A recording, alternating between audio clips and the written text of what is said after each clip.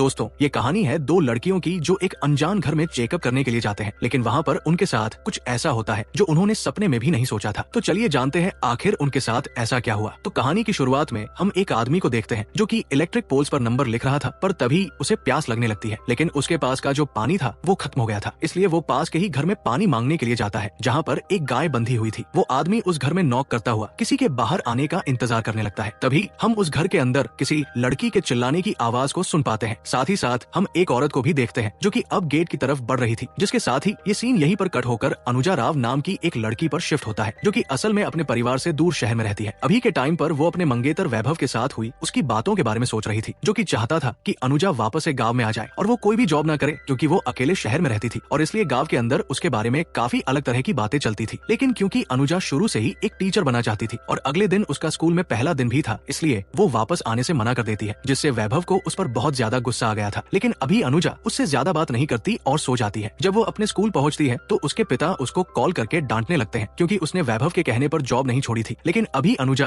अपने पिता पर भी ध्यान नहीं देती और स्कूल के अंदर चली जाती है, जहाँ पर उसकी मुलाकात अमोल जोशी नाम के एक टीचर से होती है जो कि अनुजा को पहले ही दिन इम्प्रेस करने की कोशिश करने लगता है। लेकिन अनुजा ये सब समझ गई थी, इसलिए वो उस पर ध्यान नहीं देती और अपने काम में लग जाती है। जहाँ पर आज क्लास खत्म होने के बाद प्रिंसिपल उसको अमोल के साथ जनगणना के लिए भेजने लगता है, जिस पर वो प्रिंसिपल को बताती है कि वो अमोल के साथ कंफर्टेबल नहीं है। लेकिन तभी वहाँ पर नेहा नाम की एक टीचर आती है और अब वो अनुजा की बात सुनकर खुद अनुजा के साथ जाने का फैसला करती है, जहाँ रास्ते में वो दोनों बहुत अच्छे से बात करते हुए जाते हैं और अपने काम को जल्दी से जल्दी खत्म करने की कोशिश करने लगते हैं। लेकिन तभी उन लोगों को वही घर दिखाई देता है जिसको हमने कहानी की शुरुआत में देखा था। तब अनुजा वहाँ पर भी पूछताछ करने के लिए जाने लगती है। इस पर नेहा उसको रोकने की कोशिश कर रही थी क्योंकि उसे उस घर के लोग थोड़े अजीब लगते थे, लेकिन अनुजा उसकी बात को नहीं मानती और उस घर में पूछताछ करने के लिए निकल जाती है। अब जब वो दरवाजे पर नॉक करते हैं तो एक औरत गेट खोलती है जिसका नाम प्रेरणा थी। तब अनुजा उसे अपने बारे में बताती है और उसे गेट खोलने के लिए कहती है। अब उस औरत के बात करने के तरीके से हम समझ पाते हैं कि उसकी दिमागी कंडीशन सही नहीं थी, साथ ही साथ वो पूरी तरह से मैच्योर भी नहीं लग रही थी। लेकिन तभी अनुजा नोटिस करती है कि प्रेरणा प्रेग्नेंट भी है, इसलिए वो उससे पूछती है कि ये उसका पहला बच्चा है या और भी बच्चे हैं, जिस पर प्रेरणा अजीब तरह से हंसते हुए जवाब देती है कि बच्चे वो तो पैदा होते ही मर जाते हैं, वो बस पैदा होते हैं और थोड़ी देर रोते हैं और फिर मारे जाते हैं। और ये जवाब सुनने के बाद अनुजा और नेहा का तो मनो दिमाग काम करना बंद कर देता है। उनको कुछ भी समझ में नहीं आ रहा। तब वो घर में मौजूद लोगों के बारे में पूछती है तो उनको पता चलता बोलता है कि उस घर के अंदर लीला, घनश्याम और भोला नाम का एक नौकर भी था। खैर, अब इतने में ही वहाँ पर लीला आ जाती है जो कि खुद भी अनुजा और नेहा से बहुत ही ज्यादा अजीब तरह से बात कर रही थी, इसलिए वो दोनों वहाँ से चली जाती है। पर बाहर हम एक आदमी को देख पाते हैं जो कि नेहा और अनुजा दोनों को ही देखकर बहुत ही ज्यादा हंसी वे में स्माइल करने लगता है, मतलब उनको गंदी नजर से देख रहा था। और ये उस घर का नौकर भोला था, जिससे अब अनुजा और नेहा बहुत ज्यादा घबरा गए थे, इसलिए वो तुरंत ही वहाँ से निकल जाते हैं। लेकिन अब अनुजा ने उस घर की फोटो खींच ली थी और अब जब वो दोनों स्कूल में पहुंचते हैं तो वहाँ पर नेहा का भाई नारू नेहा को ढूंढते हुए आ गया था, जो कि बहुत ही ज्यादा गुस्से वाला इंसान था और उसे नेहा की बहुत ही ज्यादा टेंशन भी रहती थी। तब नेहा उसको अपने काम के बारे में बताकर उसको अपने साथ घर लेकर चली जाती है। पर अब रात में हम अनुजा को देख पाते हैं जो कि अभी भी प्रेरणा के बर्ताव के बारे में ही सोच रही थी। साथ ही साथ उसने प्रेरणा की गर्दन पर चोट के निशान भी देखे थे, इसलिए उसे लगने लगता है कि प्रेरणा के साथ कुछ तो गलत हो रहा है और इसलिए वो वापस से नेहा को उसी घर में चलने के लिए कहती है, जिस पर पहले तो नेहा मना कर देती है, लेकिन बाद में अनुजा की जिद के आगे उसे झुकना पड़ता है और वह दोनों वापस से उसी घर में पहुंच जाते हैं, जो कि उनकी जिंदगी की सबसे बड़ी गलती थी। अब यहाँ पर भोला उन्हें देखता है तो वो बहुत ही ज्यादा एक्साइटेड हो जाता है और वहीं हमें भोला को देखकर ये भी समझ में आने लगता है कि वो भी एक तरह का साइको है। अब वो जल्दी से अनुजा और नेहा को घर के अंदर लेकर आता है और लीला के सामने खड़ा कर देता है। तब लीला से बात करने पर अनुजा को पता चलता है कि प्रेरणा की तबीयत खराब है और इसलिए आज वो किसी से भी नहीं मिलेगी। तभी वहाँ पर घनश्याम आ जाता है जो कि 5 साल के मौन व्रत पर था, जिसमें से अब तक 3 साल ही पूरे हुए थे, इसलिए उसकी जगह भोला सबसे बात करता था। अब देखो तो नेहा और अनुजा को ये परिवार बहुत ही ज्यादा अजीब लगता है और हम सबको भी, इसलिए ये दोनों यहाँ से निकल जाती है। लेकिन तभी भोला भागता हुआ बाहर आ जाता है और उन दोनों से करीबी तरह से चाय के लिए पूछने लगता है, जिस पर वो दोनों कोई रिप्लाई न करते हुए वहाँ से जाने लगती है। लेकिन तभी वहाँ पर अचानक से बारिश होना शुरू हो जाती है, इसलिए अब बारिश से खुद को बचाने के लिए उन्हें ना चाहते हुए भी उस घर के अंदर वापस जाना पड़ता है। और अब जब रात के टाइम पर भी बारिश नहीं रुकती तो उन दोनों को वहाँ पर ही खाना खाना पड़ता है। लेकिन खाने से पहले लीला कंफर्म करता है कि भोला ने उनकी गाय गंगा को चारा दिया कि नहीं, क्योंकि गंगा के चारा खाने के बाद ही वो लोग खाना खाया करते थे। खैर, अब जब लीला को सही से पता चल जाता है कि गंगा को चारा दे दिया गया है तो सभी खाना खाना चालू कर देते हैं। लेकिन वहाँ भी प्रेरणा अजीब तरह से खाना खा रही थी, जैसे कि उसे खुद से खाना खाना तक ना आता हो, जिसको देखकर अनुजा और नेहा बहुत ही ज्यादा शॉक्ड हो जाते हैं। और अब जब बारिश रुक चुकी होती है तो अनुजा चलने के लिए कहती है, पर क्योंकि रात ज्यादा हो गई थी और नारू अपनी बहन नेहा के ऊपर गुस्सा कर सकता था, इसलिए वो सुबह चलने के लिए बोलती है। फिर वो नारू से भी बात करते हुए झूठ बोल देती है कि असल में वो अपनी फ्रेंड अनुजा के यहाँ पर रुकी हुई है, लेकिन उसकी ये बातें भोला ने सुन ली थी, जो कि उन्हें अपनी हवस भरी नजरों से वहाँ पर देखने आया हुआ था। और जैसे ही उसको पता चलता है कि नेहा और अनुजा के वहाँ पर आने के बारे में किसी को भी नहीं पता, वो तुरंत ही घनश्याम के पास जाकर उसे इस बारे में बताता है कि वो दोनों ही किसी को बिना बताए इस घर के अंदर आए हैं, और उससे वही हवस वाली आंखें लेकर रिक्वेस्ट करने लगता है कि घनश्याम उसे उनके साथ गलत करने की परमिशन दे दे। लेकिन घनश्याम अभी के टाइम पर कुछ भी करने से साफ मना कर देता है, इसलिए भोला भी चुपचाप वहाँ से चला जाता है। तब हम लीला को देखते हैं, जो कि घनश्याम को ही समझाने लगती है कि वो भी भोला को हर बात के लिए मना ना करा करे, क्योंकि वो वहाँ से जाकर बाहर सबको ये सब बातें बता सकता था। फिर हम घनश्याम को देखते हैं जो कि कहीं पर जाने लगता है। वहीं हम अनुजा को भी नोटिस करते हैं, जो कि खिड़की से घनश्याम को किसी आदमी को कहीं पर लेकर जाते हुए देख रही थी। तब उसको ऐसा लगता है कि वो किसी की लाश को लेकर जा रहा है, जिससे कि वो बहुत ही ज्यादा डर जाती है। और अभी के टाइम पर वो नेहा को इन सब के बारे में बताकर वहाँ से भागने के लिए बोलती है, और अब वो दोनों ही वहाँ से जैसे तैसे निकलने लगते हैं। पर अनुजा सब सच्चाई भी पता करना चाहती थी, इसलिए वो भी उसी कॉटेज में जाने लगती है जहाँ पर घनश्याम गया था ना। चाहते हुए भी नेहा को उसके पीछे जाना पड़ता है, जहाँ पर जाने पर उन्हें किसी इंसान का कटा हुआ अंगूठा दिखाई देता है। और तभी वहाँ पर मौजूद वो आदमी उनके पैर पकड़कर उन्हें वहाँ से छुड़वाने के लिए कहने लगता है, जो कि असल में वही इंसान था जिसको हमने मूवी की शुरुआत में देखा था। यानी कि जो पोल्स पर नंबर लिख रहा था, इसका मतलब ये था कि इन लोगों ने उसको यहाँ पर बंदी बना लिया था। ये सब देखकर तो अनुजा और नेहा बहुत ही ज्यादा डर गई थी। उन्हें कुछ भी समझ में नहीं आ रहा था, इसलिए वो तुरंत ही वहाँ से भागने लगती है। जहाँ रास्ते में नेहा को याद आता है कि वो अपना फोन तो रूम के अंदर ही भुलाई, इसलिए उन्हें वापस जाना पड़ता है, जहाँ पर उसे फोन तो मिल जाता है। लेकिन अब उन्हें रात में वहाँ से निकलने में भी डर लग रहा था, क्योंकि अगर वो पकड़े गए तो उनका भी वही हाल होगा जो इस आदमी का हुआ था। इसलिए वो प्लान बनाते हैं कि वो सुबह वहाँ से बिना किसी को बताए ही नॉर्मली वहाँ से निकल जाए। और अब अगली सुबह ये दोनों ठीक वैसा ही करते हैं। लेकिन तभी लीला घनश्याम को बता देती है कि रात में दोनों लड़कियां उस कॉटेज में चली गई थी। उन्होंने उस पोल मैन को वहाँ पर देख लिया होगा, जिसको जानने के बाद घनश्याम भागता हुआ नेहा और अनुजा की स्कूटी का पीछा करने लगता है। और इन दोनों की किस्मत इतनी खराब थी कि अभी के टाइम पर अनुजा की स्कूटी भी एक गड्ढे में फंस जाती है, और इसलिए ये दोनों पकड़ी जाती है। और इसको देखने के बाद लीला की भी जान में जान आती है, इसलिए वो भी हंसती हुई घर के अंदर वापस चली जाती है, क्योंकि इनको ये लग रहा था कि ये लोग फंस जाएंगे। अब भोला नेहा और अनुजा को अंदर लाकर उन्हें एक रूम के अंदर कैद कर देता है, इसलिए वो दोनों बहुत जोर जोर से चिल्लाने लगते हैं। और वही भोला वापस से घनश्याम से उन लड़कियों के पास जाने के लिए पूछता है, जिस पर लीला बोलती है कि अभी पहले उन्हें थोड़ा टूट जाने दो और उसके बाद चले जाना, जिस पर भोला भी मान जाता है। पर क्योंकि अभी के टाइम पर नेहा के चिल्लाने की आवाज उसको इरिटेट कर रही थी, इसलिए वो नेहा के मुंह पर जाकर गर्म पानी फेंक देता है, जिससे कि नेहा बहुत बुरी तरह से जल गई थी। तब अनुजा उसको संभालने की कोशिश करती है, लेकिन नेहा उस पर ही गुस्सा कर रही, क्योंकि वो उस घर में अनुजा की वजह से ही फंस गई थी। अब आगे हम वैभव को देख पाते हैं, जो कि अनुजा को वापस लाने के लिए उसके घर में पहुंच गया था। और सेम टाइम पर वहाँ पर नारू भी आ जाता है, क्योंकि उसको लग रहा था कि नेहा अनुजा के घर पर रुकी होगी। पर वहाँ पर वैभव और नारू के बीच में बहस होने लगती है, जिसके अंदर नारू अनुजा के ऊपर इल्जाम लगा रहा था कि वो नेहा को बिगाड़ रही है, और वैभव नेहा के लिए बोलता है कि वही उसे जॉब करने के लिए उकसाती होगी। लेकिन इतने में ही वहाँ पर अनुजा का मकान मालिक पहुँच गया था, और वो दोनों को शांत करवाकर उन्हें वहाँ से भेज देता है। वहीं हम उस डरावने घर के अंदर अनुजा को देखते हैं, जिसकी रूम की हालत देखकर उन्हें समझ आ गया था कि इस रूम के अंदर पहले प्रेरणा रहती थी, और शायद घनश्याम ने ही प्रेरणा को भी पकड़ कर रखा हुआ है। और क्योंकि वो भी अपनी हालत प्रेरणा जैसी नहीं करवाना चाहते थे, इसलिए वो जोर जोर से गेट को पीटने लगते हैं। तभी वहाँ भोला और घनश्याम पहुँच जाते हैं। इसको देखकर अनुजा उन पर हमला करके वहाँ से भागने की कोशिश कर रही थी, लेकिन घनश्याम और भोला उन पर भारी पड़ता है। वो उन्हें बेल्ट से बहुत बुरी तरह पीटते हैं और वापस से अपने काम में लग जाते हैं। तभी हम घनश्याम को देख पाते हैं, जो कि अब ऊपर जाकर प्रेरणा के साथ इंटीमेट हो रहा था। जी हाँ, साथ ही साथ प्रेरणा की हालत देखकर हम ये भी समझ सकते हैं कि असल में अब उसको समझ ही नहीं आता कि उसके साथ क्या हो रहा है। वो बस चुपचाप खड़ी रहती है और एक चींटी को मारने की कोशिश करने लगती है। अब आगे जब भोला नेहा और अनुजा के लिए खाना लेकर जाता है, तो उन दोनों में से उस खाने को कोई नहीं खाता, जिस पर भोला गुस्सा होते हुए नेहा को बहुत ही बुरी तरह से मारता है और वहाँ से चला जाता है। अब नेहा